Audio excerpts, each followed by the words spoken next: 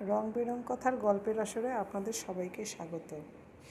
এখন আমি পাঠ করে শোনাচ্ছি শরৎচন্দ্র চট্টোপাধ্যায়ের লেখা গল্প স্বামী। আজ দ্বিতীয় পর্ব। মা বললেন, 15য় পা দিলে যে? মামা বললেন, তা তো দেবেই, 15 বছর বেঁচে রয়েছে যে। মা রাগে দুঃখে কাঁদো কাঁদো হয়ে বললেন, তুমি কি ওর তবে বিয়ে দেবে না দাদা? এরপরে একেবারেই পাত্র জুটবে না। মামা বললেন, সেই ভয়েই তো আগে থেকে ওকে জলে ফেলে দিতে পারা যায় না। মা বললেন, ছেলেটিকে একবার নিজের চোখে দেখে এসো না দাদা, পছন্দ না হয় না দেবে।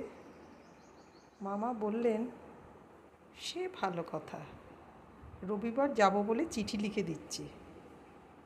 ভাঙচির ভয়ে কথাটা মা গোপনে রেখেছিলেন এবং মামাকেও সাবধান করে দিয়েছিলেন। তিনি জানতেন না এমন চোখ কানও ছিল যাকে কোনো সতর্কতা ফাঁকি দিতে পারে না। বাগানে এক টুকরো শাকের ক্ষেত করেছিলুম। দিন দুই পরে দুপুরবেলা একটা ভাঙা খুন্তি নিয়ে তার ঘাস তুলছি। পায়ের শব্দে মুখ ফিরিয়ে দেখি নরেন। তার সেরকম মুখের চেহারা অনেক দিন পর আরেকবার দেখেছিলুম সত্যি, কিন্তু আগে কখনো দেখিনি। বুকে এমন একটা ব্যথা বাজল যা কখনো কোনোদিনও পাইনি। সে বললে, আমাকে ছেড়ে কি সত্যিই চললে? কথাটা বুঝেও যেন বুঝতে পারলুম না। বলে ফেললুম, কোথায়? সে বললে, চিতোর।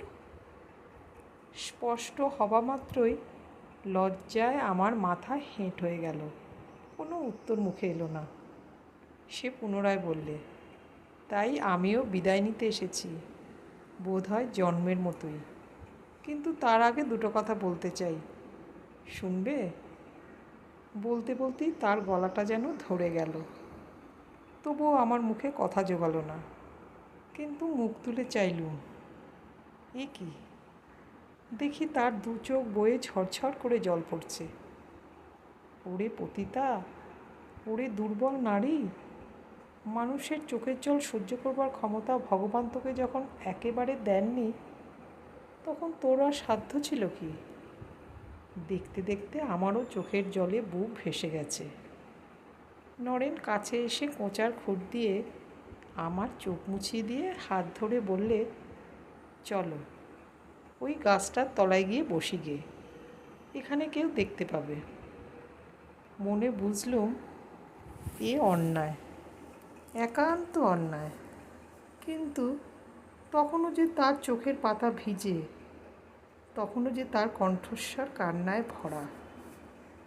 বাগানের এক প্রান্তে একটা কাঁঠালি চাপার কুঞ্জ ছিল, তার মধ্যে সে আমাকে ডেকে নিয়ে গিয়ে বসালে।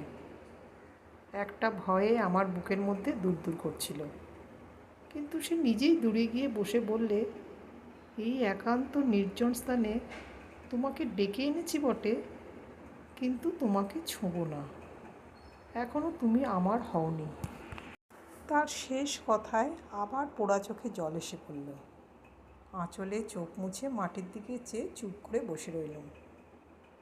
তারপর অনেক কথাই হলো, কিন্তু থাকবে সেসব।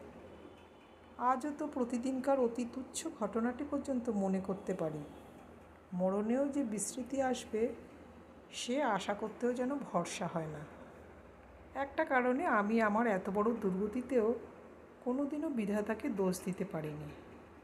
স্পষ্ট মনে পড়ে, আমার চিত্তের মাঝে থেকে নরেনের সংস্রব তিনি কোনোদিনও প্রসন্ন চিত্তে গ্রহণ করেননি। সে যে আমার জীবনে কত বড় মিথ্যে, এ তো তার অগোচর ছিল না। তাই তার প্রণয় নিবেদনের মুহূর্তের উত্তেজনা পরক্ষণের কত বড় অবসাদে যে ডুবে যেত সে আমি ভুলিনি। যেন কার কত চুরি ডাকাতি সর্বনাশ করে ঘরে ফিরে এলেন, এমনই মনে হতো। কিন্তু এমনই পোড়া কপাল যে অন্তর্যামীর এত বড় ইঙ্গিতেও আমার হুঁশ হয়নি। হবেই বা কী করে? কোনো দিনে তো শিখিনি যে ভগবান মানুষের বুকের মধ্যেও বাস করেন। এই সবই তারই নিষেধ। মামা পাত্র দেখতে যাত্রা করলেন। যাবার সময় কতই না ঠাট্টা তামাশা করে গেলেন।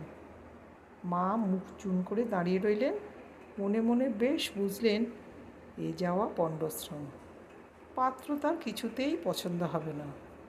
কিন্তু আশ্চর্য, ফিরে এসে আর বড় ঠাট্টা বিদ্রুপ করলেন না। বললেন, হ্যাঁ, ছেলেটি পাস তেমন কিছু করতে পারেনি বটে, কিন্তু মুখ্য বলেও মনে হলো না। তাছাড়া বড় নম্র, বড় বিনয়ী।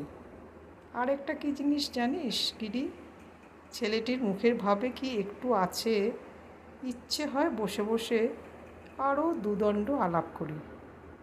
মা আহ্লাদে মুখখানি উজ্জ্বল করে বললেন, তবে আর আপত্তি করো না দাদা, মত দাও, সদূর একটা কিনারা হয়ে যাক।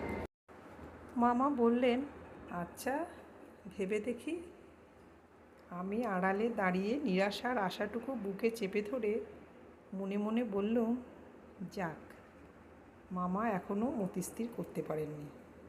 এখনও বলা যায় না, কিন্তু কে জানতো তার ভাগ্নের বিয়ের সম্বন্ধে মতিস্থির করবার পূর্বেই তার নিজের সম্বন্ধে মতিস্থির করবার ডাক এসে পড়বে। যাকে সারা জীবন সন্দেহ করে এসেছেন, সেদিন অত্যন্ত অকস্মাৎ তার দূত এসে যখন একেবারে মামার শিওরে দাঁড়ালো, তখন তিনি চমকে গেলেন। তার কথা শুনে আমাদেরও বড় কম চমলাও লাগলো না। মাকে কাছে ডেকে বললেন, আমি মত দিয়ে যাচ্ছি বোন, সদূর সেখানেই বিয়ে দিস। ছেলেটির যথার্থ ভগবানে বিশ্বাস আছে, মেয়েটা সুখে থাকবে। অবাক কাণ্ড!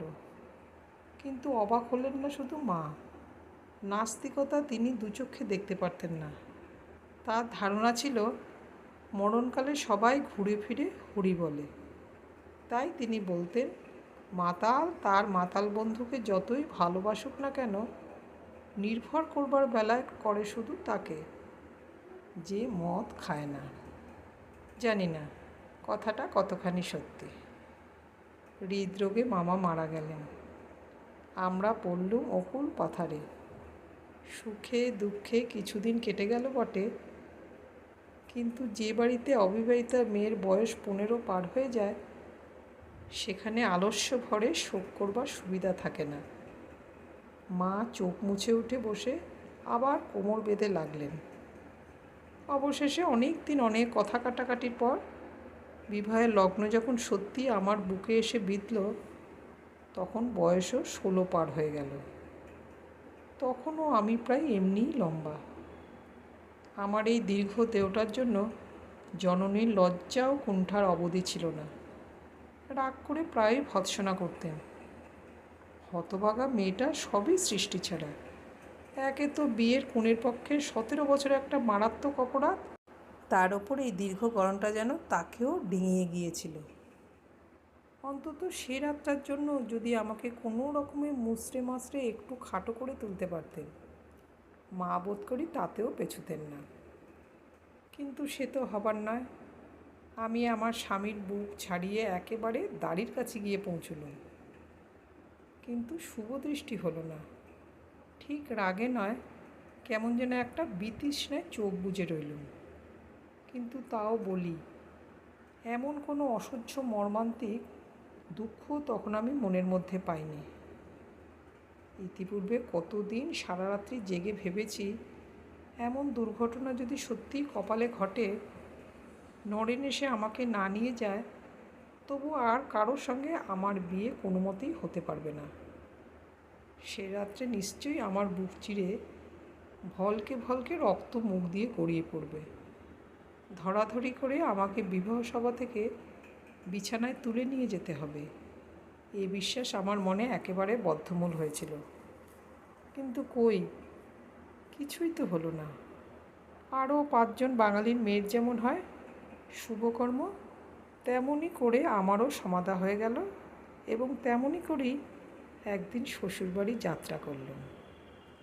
শুধু যাবার সময়টিতে পালকির ফাঁক দিয়ে সেই কাঁঠালি চাপা কুঞ্জটায় চোখ পড়ায় হঠাৎ চোখে জল এলো। সে যে আমাদের কতদিনের কত চোখের জল, কত দিব্যি দিলাসার নীরব সাক্ষী। আমার চিতরগ্রামের সম্বন্ধটা যেদিন পাকা হয়ে গেল, ওই গাছটার আড়ালে বসেই অনেক অশ্রু বিনিময়ের পর স্থির হয়েছিল সে এসে একদিন আমাকে নিয়ে চলে যাবে। কেন, কোথায় প্রভৃতি বাহুল্য প্রশ্নে তখনও আবশ্যক হয়নি। আর কিছু না, শুধু যাবার সময় একবার যদি দেখা হতো, কেন সে আমাকে আর চাইলে না, কেন আরেকটা দিনও দেখা দিলে না, শুধু যদি খবরটা পেতুম। শ্বশুরবাড়ি গেলুম। বিয়ের বাকি অনুষ্ঠানও শেষ হয়ে গেল, অর্থাৎ আমি আমার স্বামীর ধর্মপত্নীর পদে এইবার পাকা হয়ে বসলুম। দেখলুম স্বামীর প্রতি বিতৃষ্ণা শুধু একা আমার নয়, বাড়ি শুদ্ধ আমার দলে। শ্বশুর নেই, সৎ শাশুড়ি, তার নিজের ছেলে দুটি, একটি বউ এবং বিধবা মেয়েটি নিয়ে ব্যতিব্যস্ত। এতদিন নিরাপদে সংসার করছিলেন। হঠাৎ একটি 17-18 বছরের মস্ত বউ দেখে তার সমস্ত মন সশস্ত্র জেগে উঠল। কিন্তু মুখে বললেন, বাঁচলুম বৌমা, তোমার হাতে সংসার ফেলে দিয়ে এখন দুদণ্ড ঠাকুরদের নাম করতে পাবো। ঘনশ্যাম আমার পেটের ছেলের চেয়েও বেশি। সে বেঁচে থাকলে তবে সব বজায় থাকবে। এইটি বুঝে শুধু কাজ করো মা, আর কিছু আমি চাইনি। তার কাজ তিনি করলেন, আমার কাজ আমি করলুম। বললুম, আচ্ছা। কিন্তু সে ওই কুস্তিগিরের তাল ঠেকার মতো। প্যাচ মারতে যে দুজনেই জানি, তা ইশারায় জানিয়ে দেওয়া। কিন্তু কত শীঘ্র মেয়ে মানুষ যে মেয়ে মানুষকে চিনতে পারে, এ এক আশ্চর্য ব্যাপার। তাকে জানতে আমারও যেমন দেরি হলো না, আমাকেও দুদিনের মধ্যে চিনে নিয়ে তিনিও তেমনই আরামের নিঃশ্বাস ফেললেন। বেশ বুঝলেন, স্বামীর খাওয়া পড়া, ওঠা বসা, খরচপত্র নিয়ে দিবারাত্রি চক্র ধরে ফোঁস করে বেড়াবার মতো আমার উৎসাহও নেই, প্রবৃত্তিও নেই। মেয়ে মানুষের পুনে যত প্রকার দিব্যাস্ত্র আছে, আড়ি পাতাটা ব্রহ্মাস্ত্র। সুবিধা পেলে এতে মা, মেয়ে, শাশুড়ি, বউ, যা ননদ কেউ কাউকে খাতির করে না। আমি ঠিক জানি, আমি যে পালঙ্কে না শুয়ে ঘরের মেঝেতে একটা মাদুর টেনে নিয়ে সারা রাত্রি পড়ে থাকতুম, এ সুসংবাদ তার অগোচর ছিল না। আগে যে ভেবেছিলুম নরেনের বদলে আর কারো ঘর করতে হলে সেই দিনই আমার বুক ফেটে যাবে, দেখলুম সেটা ভুল। ফাটবার চেরবার কোনো লক্ষণই টের পেলুম না। কিন্তু তাই বলে এক শয্যায় শুতেও আমার কিছুতেই প্রবৃত্তি হলো না। দেখলুম আমার স্বামীটি অদ্ভুত প্রকৃতির লোক। আমার আচরণ নিয়ে তিনি কিছুদিন পর্যন্ত কোনো কথাই কইলেন না, অথচ মনে মনে রাগ কিংবা অভিমান করে আছেন। তাও না, শুধু একদিন একটু হেসে বললেন, ঘরে আরেকটা খাট এনে বিছানাটা বড় করে নিলে কি শুতে পারো না? আমি বললুম, দরকার কি, আমার তো এতে কষ্ট হয় না। তিনি বললেন, না হলেও একদিন অসুখ করতে পারে যে। আমি বললুম, তোমার এতই যদি ভয়, আমার আর কোনো ঘরে শোবার ব্যবস্থা করে দিতে পারো না? তিনি বললেন, ছি, তা কি হয়, তাতে কত রকমের অপ্রিয় আলোচনা উঠবে। বললুম, ওঠে উঠুক, আমি গ্রাহ্য করি নে। তিনি এক মুহূর্ত চুপ করে আমার মুখের পানে চেয়ে থেকে বললেন, এত বড় বুকের পাটা যে তোমার চিরকাল থাকবে এমন কি কথা আছে? বলে একটুখানি হেসে কাজে চলে গেলেন। আমার মেজ দেওয়া টাকা 40-এর মতো কোথাও চাকরি করতেন, কিন্তু একটা পয়সা কখনো সংসারে দিতেন না। অথচ তার আপিসের সময়ের ভাত, আপিস থেকে এলে পা ধোবার গাড়ু, গামছা, জলখাবার, পান, তামাক ইত্যাদি জোগাবার জন্য বাড়িশুদ্ধ সবাই যেন ত্রস্ত হয়ে থাকত। দেখতুম আমার স্বামী আমার মেজ দেওর হয়তো কোনো দিনও একসঙ্গেই বিকেলবেলা বাড়ি ফিরে এলেন। সবাই তার জন্য ব্যতিব্যস্ত, এমনকি চাকরটা পর্যন্ত তাকে প্রসন্ন করবার জন্য ছোটাছুটি করে বেড়াচ্ছে। তার এক তিল দেরি কিংবা অসুবিধা হলে যেন পৃথিবীর অসাতালে যাবে। অথচ আমার স্বামীর দিকে কেউ চেয়েও দেখত না। তিনি আধ ঘন্টা ধরে হয়তো 1 ঘটি জলের জন্য দাঁড়িয়ে আছেন, কারও সেদিকে গ্রাহ্যই নেই। অথচ এদের খাওয়া পড়ার সুখ সুবিধের জন্য তিনি দিবারাত্রি খেটে মরছেন। ছ্যাঁকড়া গাড়ির ঘোড়াও মাঝে মাঝে বিদ্রোহ করে, কিন্তু তার যেন কিছুতেই শ্রান্তি নেই। কোনো দুঃখই যেন তাকে পীড়া দিতে পারে না। এমন শান্ত, এত ধীর, এত বড় পরিশ্রমী এর আগে কখনো আমি চোখে দেখিনি। আর চোখে দেখেছি বলেই লিখতে পারছি, নইলে শোনা কথা বিশ্বাস করতেই পারতুম না। সংসারে এমন ভালো মানুষ থাকতে পারে যে, মুখে হাসিটি লেগেই আছে। সব তাতেই বলতেন, থাক থাক, আমার এতেই হবে। স্বামীর প্রতি আমার মায়া তো ছিলই না, বরঞ্চ বিতৃষ্ণার ভাবই ছিল। তবু এমন একটা নিরীহ লোকের উপর বাড়িসুদ্ধ সকলের এত বড় অন্যায় অবহেলায় আমার গা যেন জ্বলে যেতে লাগলো। বাড়িতে গরুর দুধ বড় কম হতো না, কিন্তু তার পাতে কোনোদিনও বা একটু পড়তো, কোনোদিনও পড়তো না। হঠাৎ একদিন সইতে না পেরে বলে ফেলেছিলুম, আর কি। কিন্তু পরক্ষণেই মনে হলো, ছি ছি, নির্লজ্জই আমাকে তাহলে এরা মনে করত। তাছাড়া এরা সব আপনার লোক হয়েও যদি দয়া মায়া না করে, আমারই বা এত মাথা ব্যথা কেন? আমি কোথাকার কি? পর বই তো না। দিন 5-6 পরে একদিন সকালবেলা রান্নাঘরে বসে মেজ ঠাকুরপোর জন্য চা তৈরি করছি। স্বামীর কণ্ঠস্বর আমার কানে গেল। তার সকালেই কোথায় বার হবার দরকার ছিল, ফিরতে দেরি হবে। মাকে ডেকে বললেন, কিছু খেয়ে গেলে বড় ভালো হতো মা, খাবার ঠাবার কিছু আছে? মা বললেন, অবাক করলে ঘনশ্যাম, এত সকালে খাবার পাবো কোথায়? স্বামী বললেন, তবে থাক, ফিরে এসেই খাবো, বলে চলে গেলেন। সেদিন আমি কিছুতেই আপনাকে আর সামলাতে পারলুম না। আমি জানতুম ও পাড়ার বসেরা তাদের বেয়াই বাড়ির পাওয়া সন্দেশ রসগোল্লা পাড়ায় বিলিয়েছিল। কাল রাত্রে আমাদেরও কিছু দিয়েছিল। শাশুড়ি ঘরে ঢুকতেই বলে ফেললুম, কালকের খাবার কি কিছুই ছিল না মা? তিনি একেবারে আকাশ থেকে পড়ে বললেন, খাবার আবার কে কিনে আনলে বৌমা? আমি বললুম, সেই যে বসেরা দিয়ে গিয়েছিল। তিনি বললেন, ও মা, সে আবার কটা যে আজ সকাল পর্যন্ত থাকবে? সে তো কালই শেষ হয়ে গেছে। বললুম, তা ঘরেই কিছু খাবার তৈরি করে দেওয়া যেত না মা? শাশুড়ি বললেন, বেশ তো বৌমা, তাই কেন দিলে না? তুমি তো বসে বসে সমস্ত শুনছিলে বাছা।